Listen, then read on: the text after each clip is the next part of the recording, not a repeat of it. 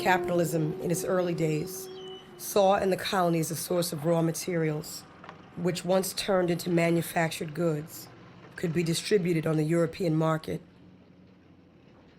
After a phase of accumulation of capital, capitalism has today come to modify its conception of the profit-earning capacity of a commercial enterprise. A blind domination founded on slavery is not, economically speaking, worthwhile. The colonies have become a market. Today, the colonized country's national struggle crops up in a completely new international situation. What the factory owners and finance magnates of the mother country expect from their government is not that it should decimate the colonial peoples, but that it should safeguard their own legitimate interests. The private companies put pressure on their own governments, at least to set up military bases for the purpose of assuring protection of their interests. Thus, there exists a sort of detached complicity between capitalism and the violent forces which blaze up in a colonial territory.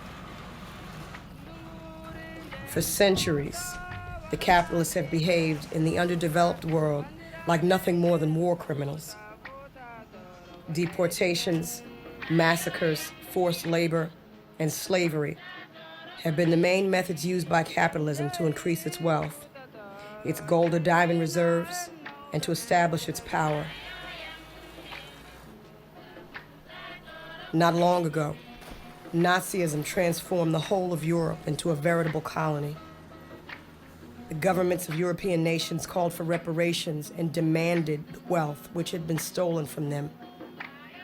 Cultural treasures, pictures, sculptures, and stained glass have been given back to their owners. The wealth of the imperial countries is our wealth too. Europe has stuffed herself excessively with the gold and raw materials of the colonial countries, Latin America, China, and Africa.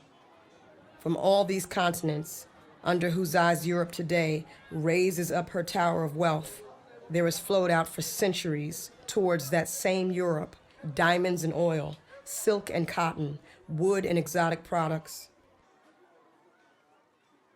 Europe is literally the creation of the third world.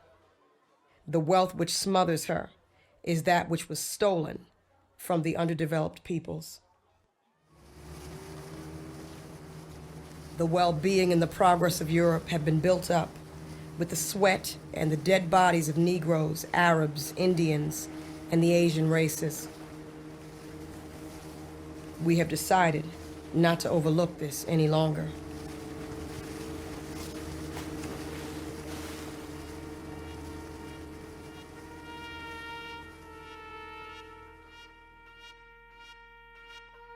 They will not manage to divide the progressive forces which mean to lead mankind toward happiness by brandishing the threat of a third world which is rising like the tide to swallow up all Europe.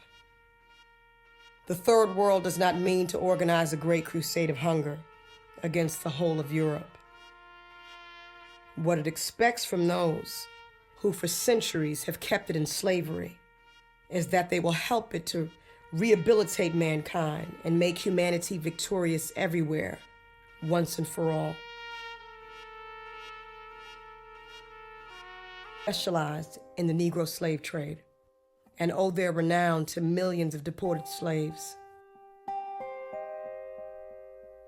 So when we hear the head of a European state declare with his hand on his heart that he must come to the aid of the poor, underdeveloped peoples, we do not tremble with gratitude.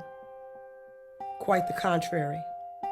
We say to ourselves, it's a just reparation which will be paid to us. This help should be the ratification of a double realization.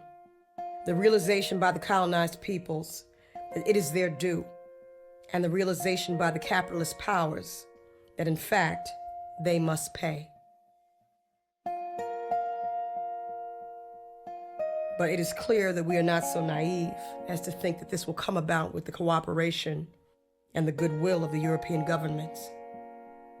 This huge task, which consists of reintroducing mankind into the world, the whole of mankind, will be carried out with the indispensable help of the European peoples, who themselves must realize that in the past, they have often joined the ranks of our common masters.